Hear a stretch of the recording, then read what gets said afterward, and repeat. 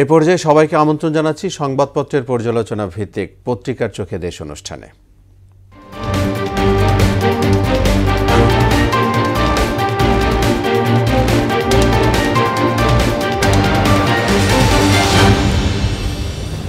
অনুষ্ঠানে আজকের অতিথি মোহনা টেলিভিশনের যুগ্ম বার্তা সম্পাদক নাসির উদ্দিন। নাসির, আপনাকে স্বাগত জানাচ্ছি স্টুডিওতে। আমরা শিরোনাম পড়ে এসে আপনার সাথে আলোচনায় যাব। দর্শক, দেখে নিব আজকের শীর্ষ দৈনিকগুলোর প্রধান শিরোনাম কি রয়েছে। প্রথম আলোর শিরোনাম পড়ছি, যুদ্ধবিরতি ভেঙে গাজায় ইসরায়েলের হত্যাযজ্ঞ, মহাসড়কে প্রবাসীদের গাড়ি নিশানা করে ডাকাতি। ইত্তেফাক, গাজায় ইসরায়েলের নারকীয় হামলা, 4 শতাধিক নিহত, ধ্বংসস্তূপে একের পর এক মিলছে মরদেহ। দলগুলো কম সংস্কারে সম্মত হলে ডিসেম্বরে, বড় প্যাকেজ চাইলে কয়েক মাস পর নির্বাচন। মার্কিন সিনেটর গ্যারি পিটার্সকে প্রধান উপদেষ্টা। সমকালের শিরোনাম দেখব, খালের সীমানা নিয়ে ঢাকার 2 সিটি উভয় সংকটে। সংস্কারের মত এখনও জানায়নি বিএনপি, জামাত, এনসিপি। দেশের শীর্ষ দীর্ঘতম রেল সেতু চালু, 3 মিনিটে যমুনা পার। বাংলাদেশ প্রতিদিন, সীমান্তের আতঙ্ক আতাউল্লাহ। 1 টাকায় আয় করতে 2.5 টাকা ব্যয়, লোকসানের বৃত্তে আটকা রেলওয়ে। যুগান্তর শিরোনাম করেছে, ভারতীয় প্রোপাগান্ডায় তুলসীর তাল, সর্বত্র প্রতিক্রিয়া, প্রতিবাদের ঝড়। ইউনাইটেড গ্রাস করেছে সরকারি বিদ্যুৎ কেন্দ্র, 20% শেয়ার আত্মসাৎ। বণিক বার্তা, খাদ্য আমদানির প্রয়োজন প্রায় 80 লাখ টন, হয়েছে 48 লাখ চলতি অর্থবছর। গ্রামীণ ট্রাস্টের অধীনে অনুমোদন পেল গ্রামীণ university. The daily star, Israel shatters truce, kills 413 Gaza. Dhaka to get semi-auto signal to tackle jam. সামনে যেহেতু ঈদ আসতেছে, আমরা শিরোনামগুলো দেখে নিলাম। আপনি বেশ কয়েকটি বিষয়ে আলোচিত খবর আছে যেখানে আমাদের শিরোনাম আছে। আমি যদি প্রথমে আপনাকে এই একটি শিরোনাম দিকে আসতে চাই, যে প্রথম আলো শিরোনামটা একটু পড়তে চাই, যে যুদ্ধবিরতি ভেঙে গাজা ইসরায়েলের হত্যাযজ্ঞ। আমরা কত এই কথাটা শিরোনাম হবে, কত লেখালেখি হবে, কত বলাবলি হবে, জাতীয় আন্তর্জাতিক পর্যায়ে এটি লেখালেখি, বলা, আলোচনা, সমালোচনা অনেক হচ্ছে, কিন্তু থামছে না। এই বিষয়ে একটু কত বছর থেকে বলছেন সেটা হচ্ছে কথা, কত বছর থেকে বলা শুরু করেছেন সে অনেক দিন আগে। গতকালকে যে ঘটনা, এটাকে আমি বলতে চাই নারকীয় হিসেবে দেখতে চাই। নারকীয় একটা হত্যাযজ্ঞ, কারণ যারা গাজার বাসিন্দা ফিলিস্তিনিরা, তারা সেহরি খাওয়ার জন্য প্রস্তুতি নিচ্ছিলেন। সেই রাতের অন্ধকারে হঠাৎ করেই এই ধরনের ঘটনা। মূলত যুদ্ধবিরতি নিয়ে হামাসের সঙ্গে ইসরায়েলের যে কথা চালাচালি হচ্ছিল, দুপক্ষই এক ধরনের ভিন্ন দিকে চলে যাওয়া। যুদ্ধবিরতি তো চলছিল, যুদ্ধবিরতি, সেখান থেকে এখন হঠাৎ করেই সেই আলোচনা ভেস্তে যাওয়ার পরে এই ধরনের হামলা ইসরায়েল চালিয়েছে। এবং একটা বিষয়ে গতকাল হোয়াইট হাউস একটা বিবৃতিতে বলেছে যে সেখানে মার্কিন প্রেসিডেন্ট ডোনাল্ড ট্রাম্প তিনি জানতেন এই হামলার বিষয়টি।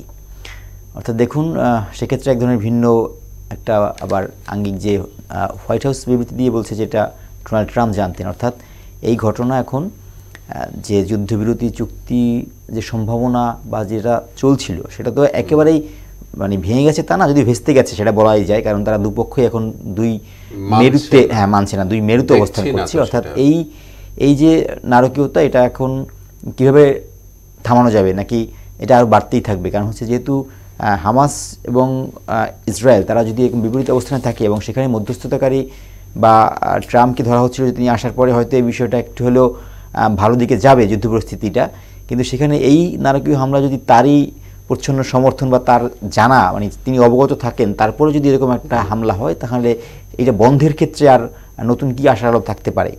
সহসা আসলে দেখা যায় না। তো আপনি দেখেন যে 4 শতাধিক রাতে আসলে, কারণ এটা হচ্ছে যে যেহেতু দিনের আলো নেই, রাতে সেরি খাওয়ার প্রস্তুতি, অনেকে ঘুমন্ত, শিশুরাও ছিল ঘুমন্ত অবস্থায়। সেই সময় যেহেতু এইটুকু একটা হামলা চলে, অবভিয়াসলি এরকম 400 বা আরও হয়তো বেশি সংখ্যা হওয়ার কথা, কারণ সব কিছুই সঙ্গে সঙ্গে আসলে বের হয় না। তো যাই হোক, আমরা আশা করতে পারি আসলে একটি শান্তিময় পৃথিবী, শান্তিময় সব কিছুই, সেটাই প্রত্যাশা থাকতে পারে। রাইট, আপনি সেটি ঠিকই বলেছেন। আমি ইন্টারন্যাশনালি একটু থেকে আবারও যুগান্তর শিরোনাম পড়তে চাই, ভারতীয় প্রোপাগান্ডায় তুলসীর তাল, সর্বত্র প্রতিক্রিয়া, প্রতিবাদের ঝড়। হ্যাঁ, দেখুন, শুরু তো হয়েছিল তুলসী গ্যাবার যে কথাটা বলেছিলেন যে বাংলাদেশের সংখ্যালঘু এবং ইসলামী যে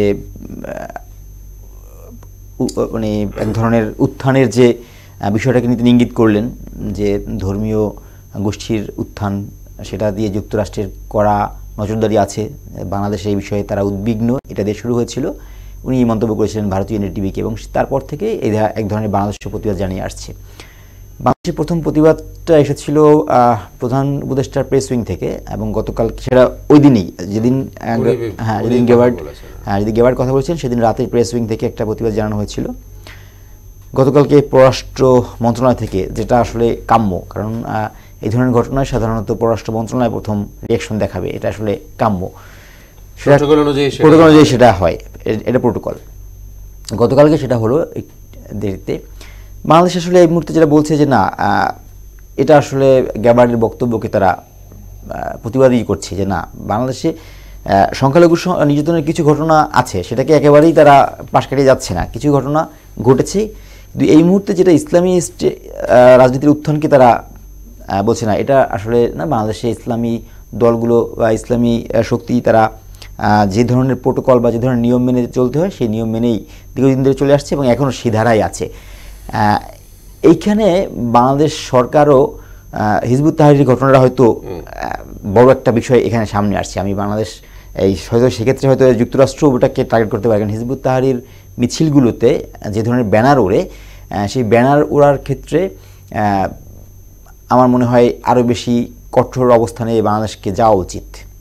জি, আমরা একটু নির্বাচনের দিকে আসতে চাই। দলগুলো কম সংস্কারে সম্মত হলে ডিসেম্বরে বড় প্যাকেজ চাইলে কয়েক মাস পর নির্বাচন। মার্কিন সিনেটর গ্যারি পিটার্সকে প্রধান উপদেষ্টা, অর্থাৎ সেই অর্থে নির্বাচনের দিকে যেতে চাই, কি মনে করেন? হ্যাঁ, আপনি আরেকটা হেডলাইন পড়ছিলেন তখন, যে এনসিপি, বিএনপি, জামাত তারা মানে মত প্রকাশের কথা, তারা এখনো মত দেয়নি সংস্কারের বিষয়ে, অর্থাৎ একটা জায়গায় মত এখনো জানেনি বিএনপি, জামাত, এনসিপি। একটা জায়গায় মোটামুটি নিশ্চিত যে আপনি কম সংস্কার নাকি বেশি সংস্কার, সেই জায়গাটাতে আমরা এখনো কোনো নির্দিষ্ট একটা চূড়ান্ত যে সিদ্ধান্ত বলি সেটা আমরা আসতে পারিনি।